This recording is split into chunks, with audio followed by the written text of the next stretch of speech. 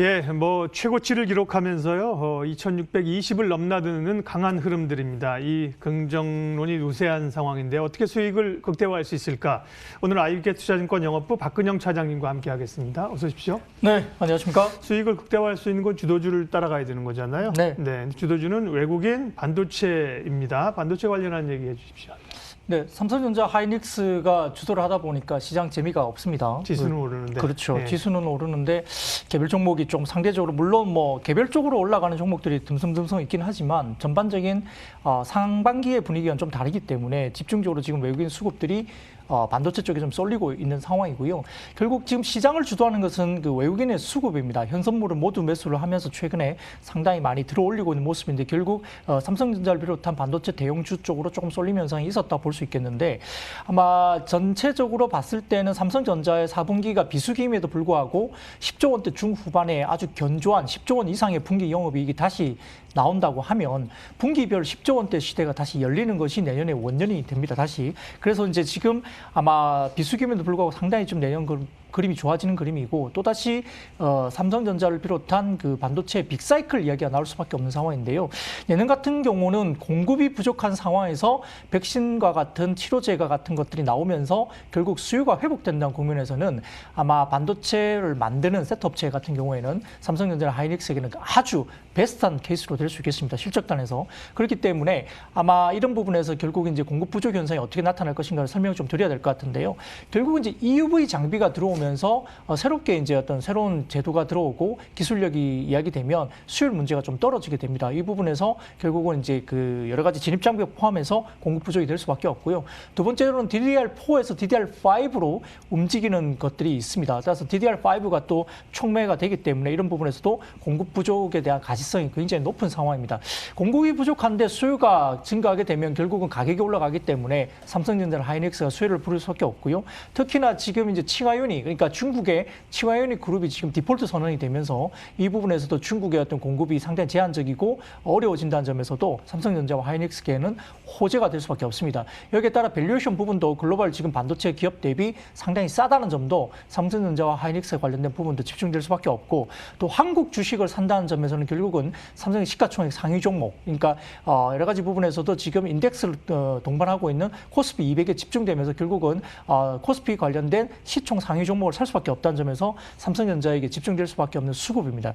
따라서 이제 외국인 순매수 집중은 좀 더 뒤에 말씀드리겠지만 외국인의 매수세가 좀 더 이어질다는 그 과정에서 결국은 삼성전자와 하이닉스의 주가 상승세가 좀 더 지속될 가능성이 크고요. 여기에 따라 파운드리라든지 후공정 장비 소재 업체들이 아마 시간차를 두고 따라갈 가능성이 높기 때문에 이 부분도 눈여겨보셔야 될 것 같습니다. 네, 반도체를 뭐 빼놓고는 얘기를 할 수가 없는 그런 장이고요. 삼성전자, 하이닉스가 앞단에 있고 뒷단에 이제 소부장 관련주들 주목해 봅니다. 경기 회복에 대한 기대감으로 철강주도 강합니다. 포스코, 현대제철과 같은 주식들이 올라오는데요. 글쎄요, 조금 경기 상황을 봐야 되나요? 아니면 이제 움직이기 시작한 걸까요? 예, 저는 움직이기 시작했다 보는데요. 백신과 치료제가 나오고 있기 때문에 경기 회복에 대한 기대감이 훨씬 높아지고 있는 상황이기 때문에 일단 센티는 경기 민감주 쪽으로 결국 오게 돼 있는 상황인 것 같고요. 예. 최근에 화학 섹터가 굉장히 가파르게 올라왔기 때문에 여기에 따라서 조선주까지 움직이고 있고 또한 철강까지도 사실은 조금 이제 뒤늦게나마 좀 올라올 가능성이 있다고 봅니다. 결국 최근에 전방 어떤 산업 그러니까 전체적으로 자동차라든지 조선 같은 경우가 회복이 되고 있기 때문에 철강 산업에도 상당히 긍정적인 효과가 분명히 올 것으로 보는 상황이고 특히 이제 조기 방역이 성공된 상대적으로 조기 방역이 성공된 거죠. 중국이 어느 정도 시장 회복이 빠르게 올라오고 있기 때문에 이 부분에서 선진국의 역성장이 있긴 하지만 중국 시장이 워낙 큰 시장이 지금 열리다 보니까 상당히 좀 철강주에도 좋은 방향으로 갈 수밖에 없는 상황이고요. 철강 수요는 지금 이제 주택과 인프라향 강세가 나타나면서 하반기 들면서 아마 전반적으로 전년 대비 5.2% 증가세로 지금 예상되고 있는 상황이기 때문에 상당히 지금 중국 쪽의 분위기가 좋은 것 같습니다. 아마 내년 같은 경우도 중국의 철강 수요가 굉장히 급증할 수 있는데요. 신인프라 투자가 결국은 집중될 수밖에 없고 여기에 따른 수혜로 철강이 굉장히 수혜를 받을 수 있는 상황이고요. 또한 이제 중국의 그 주택형 공급 확대가 되고 있습니다. 또한 올해 이제 기저 효과가 있기 때문에 중국 관련된 부분도 철강 관련된 부분이 지표가 상당히 좋아질 가능성이 높게 이야기되고 있는 상황이고요. 아마 이제 중국 철강 설비 가동률이 90%를 이미 넘어섰기 때문에 최근에 지금 6월 이후에 올해 6월 이후에 중국은 이미 철강 관련해서 순수입국으로 전환이 됐습니다. 그러니까 내부에서 이제 내부적으로 어느 정도 수요가 감당이 안 되다 보니까 수입으로 전환된 상황이기 때문에 타이트한 수급으로 수익성 개선은 충분히 가능하다 볼 수 있겠고요. 말씀드렸던 자동차나 조선 등 전방 시장이 최근에 좋아지고 있는 업황에서 상당히 기대감을 가지고 철강이 따라가는 모습을 볼 수 있는 상황인 것 같고요. 이런 부분에서 지금 저희가 볼 수 있는데 아마 이제 지금 2분기 별도 기준으로 적자를 기록했던 포스코 같은 경우는 3분기에 전방 수요 회복을 뒤떨어서 그다음에 WTP 판매 증가로 인해서 흑자 전환에 성공을 했다는 걸 보여줬기 때문에 업황 바닥은 어느 정도 본 것 같습니다. 여기에 따라서 아마 이제 6월부터 해외 물량과 유통을 중심으로 해서 상당히 턴어라운드가 되고 있는 포스코를 중심으로 해서 철강 업종들도 상당히 긍정적으로 바라볼 시기라 볼 수 있겠습니다. 경기 관련 얘기하셨으니까 회복 관련해서는 이제 해운주가 먼저 움직이고요. 해운주와 함께 조선주들도 이제 움직이고 있는 상황인데 조선주, 해운주가 좀 단기적으로는 좀 많이 올랐다는 지적도 있습니다. 네, 그 해운주도 마찬가지고 운송 그러니까 그 대한항공 같은 경우도 3만 원을 넘었었고요. 그다음에 이제 지금 해운주가 올라가면서 조선주가 뒤따라갔는데 단기적으로는 조금 오름감이 있어서 이격에 대한 부분이 좀 눌림목이 필요하다는 부분이지만 큰 패러다임이 바뀐다는 점에서는 조선업종 상당히 보셔야 됩니다. 지금 이제 한국의 지금 LNG 수유선 비중이 이제 지금 45% 올해가 되는데 내년 같은 경우는 LNG와 LPG 관련된 부분들이 거의 수주가 100% 찰 것으로 봅니다. 이 이유는 결국 이제 바이든 시대가 들어오면서 결국 조선업종에 대해서 친환경 선박, 그러니까 10년에 걸친 친환경 선박에 대한 패러다임이 지금 올해부터 내년부터 시작된다 볼 수 있는 상황인데요. 결국 이제 LNG 추인 선박으로 교체기가 도래했다 볼 수 있겠습니다. 글로벌리 지금 시장에서는 선박이 약 3만 척 정도가 중고 시장인데 이 부분에서 대형 선박을 제외한 전반적으로 지금 중대형, 그러니까 중형 정도의 선박이 한 17,000척선 정도 되는데요. 이 부분에서 지금 한국이 아마 수주를 이 부분이 상당히 강하게 가져갈 것으로 보는데 이게 웬거 아니 바이든 대통령이 들어오면서 지금 파리 기부 협약까지도 이제 협약에 재가입하겠다는 강한 공약을 내세운 상황이고요. 또한 IMO 2030 규제가 결국은 이제 LNG 선박으로의 전환이 상당히 중요합니다. 선박이 예를 들어서 이제 하나당 그 100원 정도라고 하면 최근에 한 10년간 운영을 했을 때 대부분 이제 100원 정도의 선박이라면 한 700~800원 정도의 10년간 운영이 이제 이익이 나오면서 가야 되는 구조인데 최근에 선박료가 워낙 비싸게 이야기되면서 선박비 대비 한 6배에서 7배 정도가 선박료로 들어간다고 합니다. 여기에 따라서 이익이 나지 않는 선주들이 LNG나 LPG 선으로 바꾸게 되고요. 이런 부분에서 LNG 추인선, LPG 추인선이 지금은 강하게 지금 선주들이 발주를 내고 있는 상황이고요. 이 부분에서 아까 말씀드렸던 3만 척 정도의 글로벌 지금 중고 관련된 선박들이 중형 선박만 해도 17,000척선. 그런데 이게 10년간 IMO 2030 때문에 연간 평균 1,500척에서 1,700척 정도가 신규 수주가 나와야 되는 구조입니다. 근데 국내 같은 조선소가 연간으로 발주하면서 인도할 수 있는 최대 선박량이 300척 수준입니다. 이런 부분을 봤을 때는 연간 1,500척 정도를 감당을 하려면 한국만으로도 안 되죠. 근데 중국과 일본이 지금은 선박 수주가 상당히 어려운 불가능한 상황으로 이야기되고 있기 때문에 결국은 발주는 한국밖에 없습니다. 여기에 따라서 최근에 주가 부분이 강하게 올라온 부분들은 이를 반영하면서 지금 내년을 바라보고 조금 중장기적인 패러다임이 바뀌면서 조선주가 올라오기 때문에 단기적인 급등에 대한 부분도 조금 우려스러운 부분이 있을 수는 있겠지만 눌림목 이후에 다시 중장기적인 장기적인 어떤 우상향 흐름은 충분히 갈 수 있다 보고 있겠고요. 탑픽으로는 현대미포조선입니다. 현대미포조선이 LNG, LPG선 관련된 수주가 상당히 강하고 100척 정도를 받았습니다. 그래서 중형 선박에 대한 부분들이 아마 현대미포조선이 가장 강하기 때문에 주도주로 나서는 것 같고요. 여기에 따라서 대우조선해양도 따라갈 것이고 또한 LNG, LPG선이 굉장히 좋아지면 본행제 회사, 그러니까 이 부분에서 동성 화인텍도 같이 보셔야 될 것으로 바라보고 있습니다. 오늘 뭐 얘기하다 보니까 쭉 경기주 쪽으로 얘기를 하게 되는데 그게 이제 시대의 흐름이니까요. 정유주들도 오늘 보면 굉장히 S-OI를 중심으로 해서 경기 회복, 유가 상승에 대한 기대감인가요? 정유주는요?